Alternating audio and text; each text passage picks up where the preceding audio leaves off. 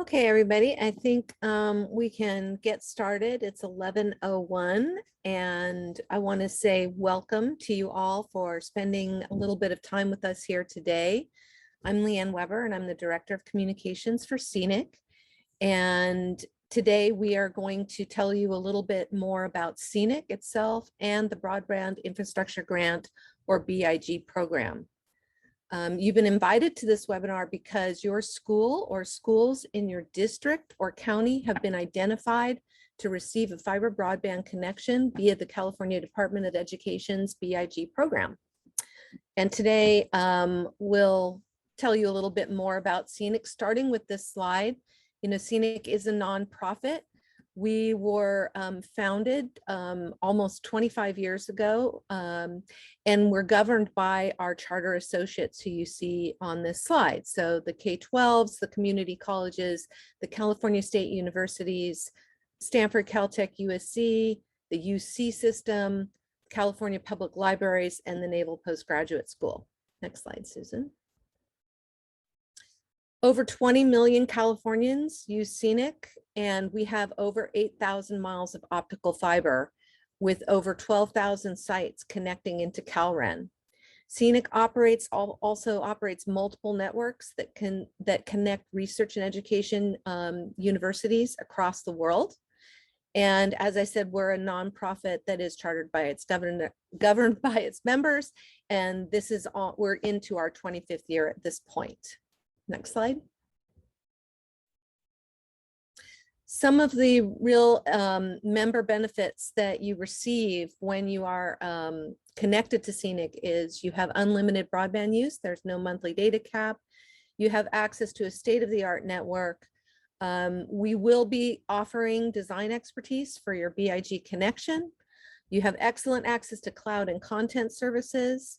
Your services are scaled to your need, and you do get assistance with your E-rate program, so federal and state subsidy assistance, as well as taking advantage of lower costs on circuits and equipment because you can leverage our purchasing power.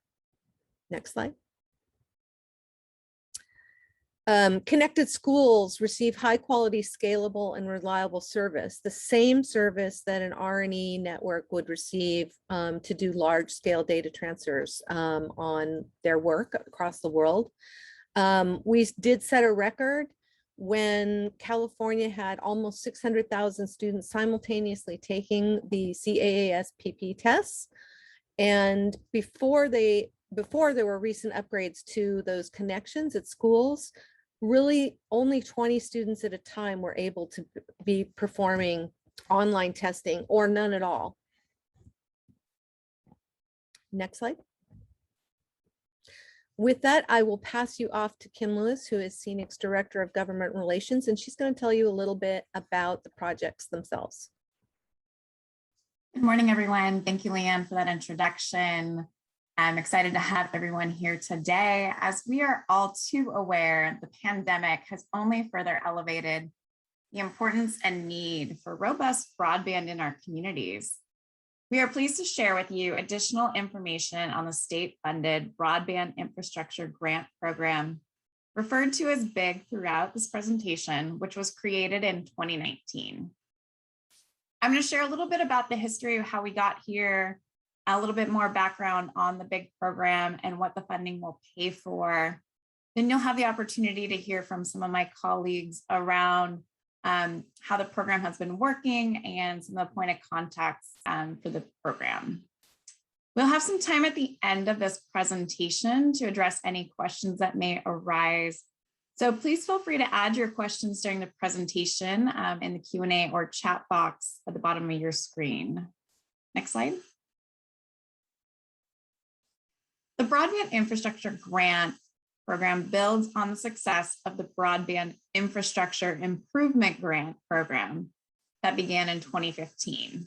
We recognize that these are two very similarly named programs, yet these are their statutory titles, and as such, we're just being consistent with state law.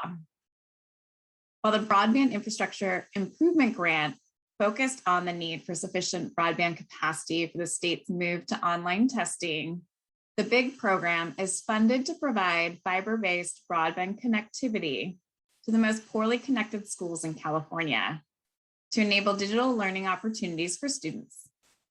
And the first thing CENIC was tasked with doing in this project was to identify those schools. The BIG program is focused on those public schools offering K-12 instruction who do not have a fiber-based broadband connection. In order to maximize the limited amount of funding that was provided in 2019 as part of the state budget, as well as to comply with some of the implementing trailer bill, the program looks to maximize federal subsidies that are available to schools through the Universal Services Fund, a program we often refer to as E-rate, as well as the state's Universal Service Subsidy Program for schools, known as the California Teleconnect Fund, or CTF. An exciting benefit of the federal rules are that they provide for an enhanced level of match when state dollars are dedicated specifically for this type of activity.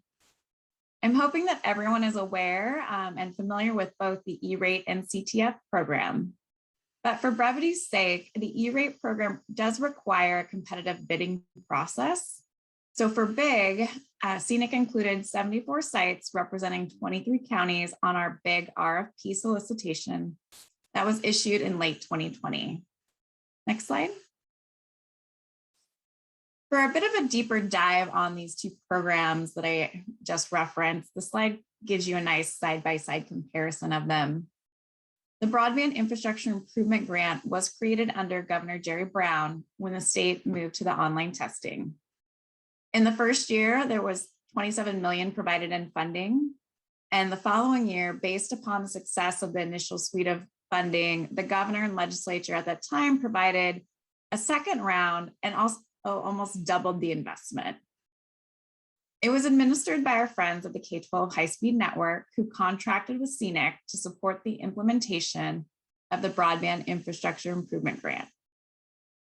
These connections were technology neutral, meaning they could have been a fiber or fixed wireless connection, as the goal of the program was different, as it was really about ensuring that students were able to take their online test. Altogether, we had over 430 sites that were awardees, and we are just wrapping up the final stage on the last 20 sites. Now, the BIG program, which is why you are all here today, was created in 2019 as part of Governor Newsom's leadership to focus on broadband connections that were fiber-based or future-proof, as some might say. And this was even pre-pandemic. The initial amount of funding was $7.5 million for this project to identify the schools lacking fiber connections. We have great news, and in July of this year, the governor signed AB 130, which was one of the education trailer bills, and it included an additional $5.2 million so that the BIG program could have all sites that were identified on our RFP process to be able to receive a fiber-based broadband connection. Governor Newsom and the legislature are really focused on bringing broadband for all to all of California, and this program is one thing that supports that vision. Next slide. With the BIG funds, we wanted to just take a couple moments to cover some of the benefits of participating in this program so your school, district, and county office of education can become familiar with the costs that will be covered by this program. For many of the schools that are lacking a fiber-based broadband connection, it is often the one-time cost of special construction that makes it prohibitive for the school. These expenses will be covered by the grant and E-rate subsidies. For site readiness, these are items such as space, power, or other requirements that may be needed to be addressed before the circuit can be installed or to get to that minimum point of entry location at your site. Equipment could also include a router or a switch. Knowing that the school does not currently have a fiber connection, the program anticipates some level of equipment that may be needed at the site in order to receive the circuit. Further, some schools may not have this technical staff at the site to be able to support the integration of the services. And so some of these costs may be covered as well. As with broadband service, there are monthly bills for the cost of the circuit, and the BIG program will pay for anywhere from 6 to 18 months of those recurring costs. We note that this is just a range of time as it really depends on the timing of the installation of the circuit. because we want to ensure that we can transition or do the supersedure process to align with the federal E-rate program. One of my colleagues is going to touch on this piece later on in the presentation. But since BIG is a one-time grant program, the ongoing recurring cost of service will need to be supported by the school site. But fortunately, CENIC will be providing E-rate consultation to ensure that the cost borne by a school continues to really maximize those robust E-rate and CTF discounts. Next slide. With the BIG program, we will it'll be providing a tremendous benefit and covering many of the costs of bringing that fiber-based solution to your school site, given the limited funding available. But we wanted to make note of some other costs that could potentially come up and would need to be considered by each site. As noted in the first bullet, and dependent upon the policies of your county or district, there could be annual or monthly fees for ongoing support of the connection. Other equipment that your school may need to think about are things such as firewalls or local area network devices, say a router or a wireless access point. Through some of our past experiences working to connect our vast membership, we did want to highlight that it's really important to be thorough and accurate with the information that you're providing to my team. For example, if a school later decides that they want to build a new server room and change the location of where the circuit will go, those change order costs will not be covered by this grant. Another example could be additional reconfiguration support that your local internal network may need. After installation and integration of your circuit, CENIC will notify the service provider that your school site will be able to call them directly for support. Any ongoing troubleshooting or dealing with outages will need to go directly to that service provider, and we'll make sure that you have all the information needed to do so.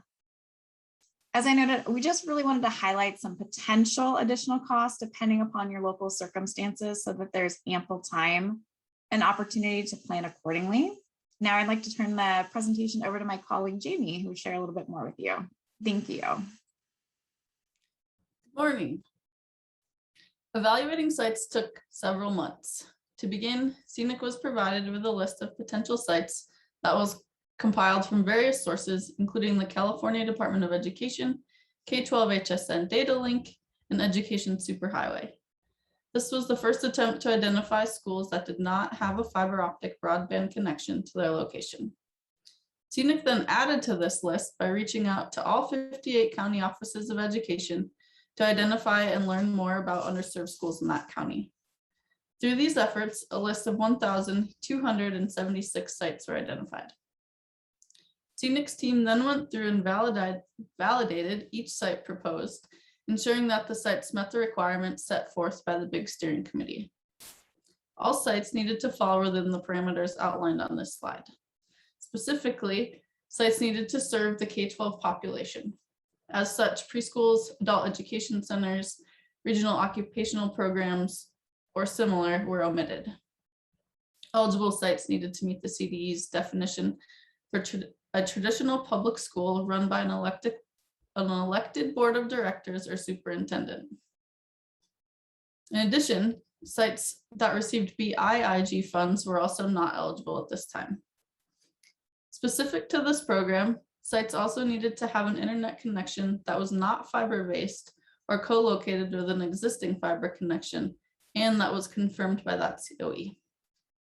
This process also identified 7 new sites that were originally not accounted for. In total, sites deprioritized in phase 1 were 850, and 359 sites were deprioritized in phase 2, while those 7 were added. Next slide, please.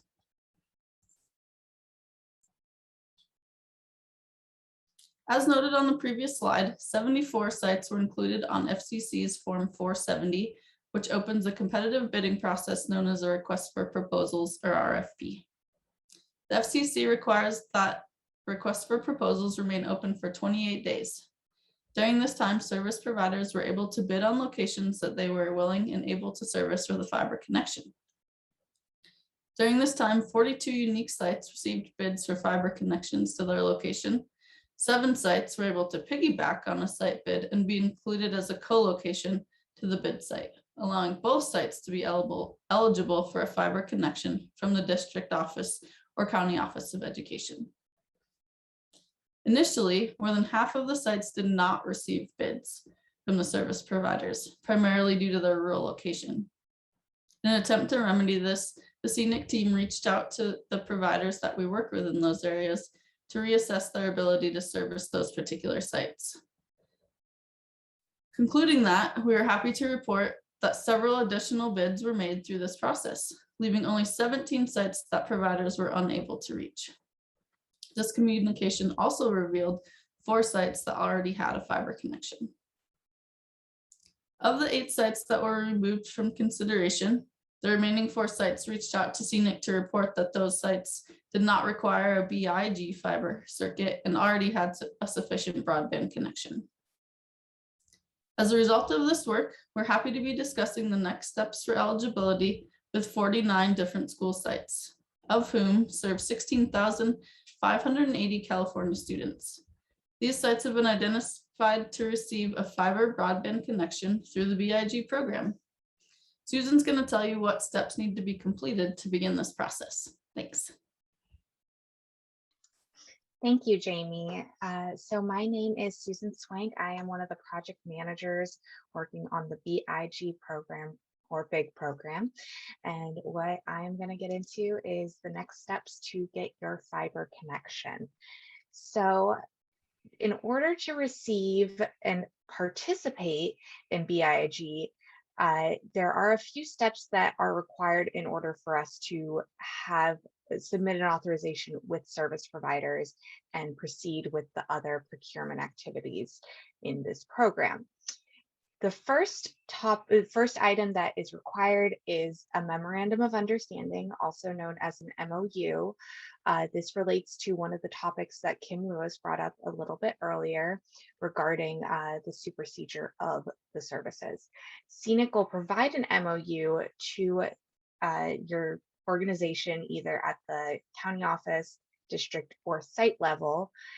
The MOU must be signed, and what this is agreeing to cover the monthly recurring costs of the service after the BIG program supersedes these services over to your site. I will explain this process a little bit further in a few slides. Secondly, and this process has already begun, is gathering contact and site information. All the eligible sites must complete our survey, which was linked in the webinar invite.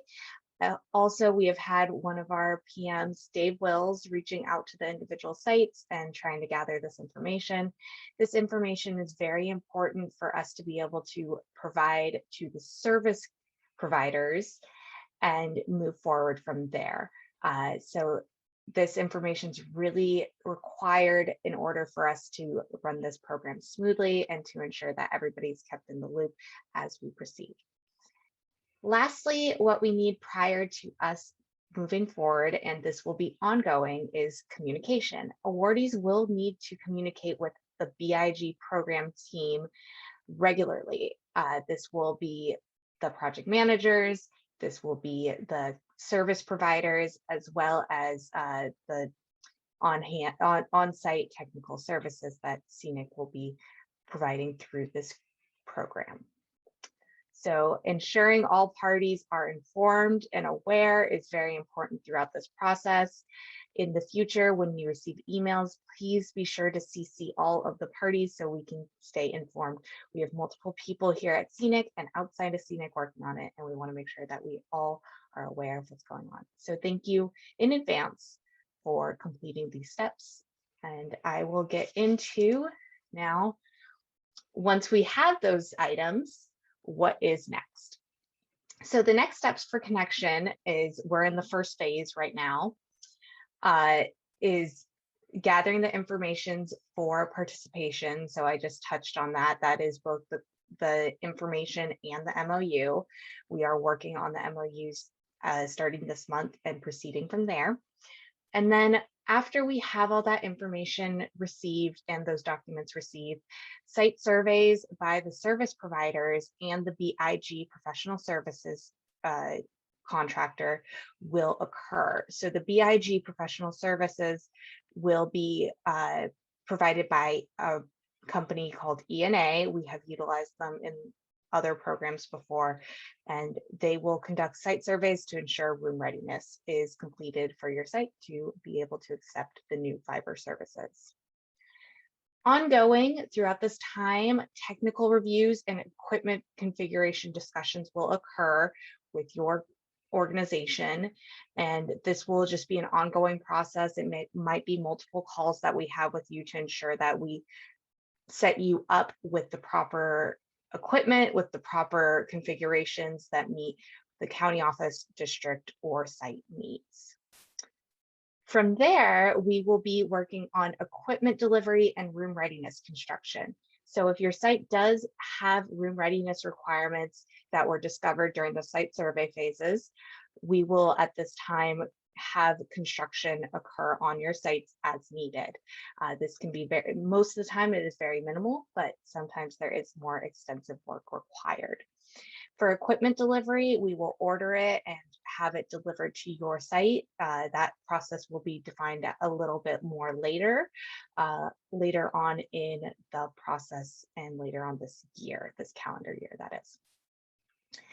And then while these steps are occurring in parallel, the service providers will be working on establishing your fiber connectivity. This timing will vary quite a bit because, as you guys are aware, many of these areas have limited fiber infrastructure. And so as a result, carrier delivery timelines will vary according to the needs of build out. So once that is received, once the carrier has completed the services and the fiber services are established, our BIG professional services contractor will assist in integration as needed for your sites. Once that service is established, the following fall and winter, CENIC will reach out in order to bring forward or begin the supersedure process, which I will get into on the next slide. Supersedure is the process of transferring a contract from one party to another. So in this case, the initial contract is between the service provider and CENIC. Then 6 to 18 months after service integration, the supersedure will transfer the agreement over from CENIC to your organization, and then there the contract will be between the organization and the service provider directly. For this process, beginning in, as mentioned before, the fall or through winter following integration, so 8 to 18 months after integration, this process will be completed. CENIC will reach out to the signee or the organization that signed the MOU and the carrier following integration to begin this process. The site will be provided with the resources for the transfer of contract and for filing of the E-rate services, or E-rate on the services, pardon me. Remaining activities that I'm going to go over will be conducted and coordinated directly between the service provider and your organization. The site or organization will file the Form 471 for E-rate in compliance with USAC requirements. This is typically due at the end of March of that year. And from there, the site will initiate communication with the service provider to transfer services from CENIC to the site. This would become effective July 1st of the following year, approximately 6 to 18 months after the installation and integration of your services. The first invoice you should receive from the carrier will be the first quarter of that fiscal year. So as mentioned before, we will be providing some assistance for E-rate portions because we know that can be a complicated process and we want to make sure that you guys are prepared to proceed. But that is it in a nutshell for what we are doing here as part of the BIG program. And I am going to hand it over to my counterpart, Stella Kwan. Thanks, Susan. Hi, my name is Stella Kwan, and I, along with Susan, am one of the project managers for the BIG program. I will be moderating the Q&A portion of this webinar. Next slide, please. So let's review some of the FAQs regarding this project. While we review the FAQs, please feel free to add questions into the Q&A box. We will answer as many as time allows, and then answer any remaining questions via email.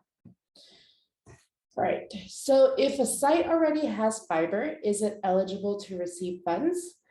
Unfortunately, if your site has an external fiber connection from a commercial service provider, the school is not eligible to receive connectivity through the BIG project.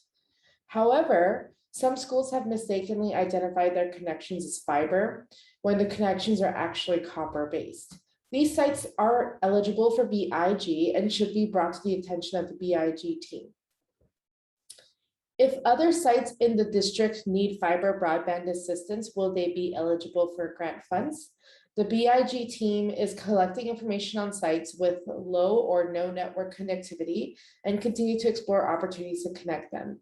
So this will be based on availability of funding to support future projects. And again, if you have any of these sites, please bring these sites to our attention, and we will add them to our list.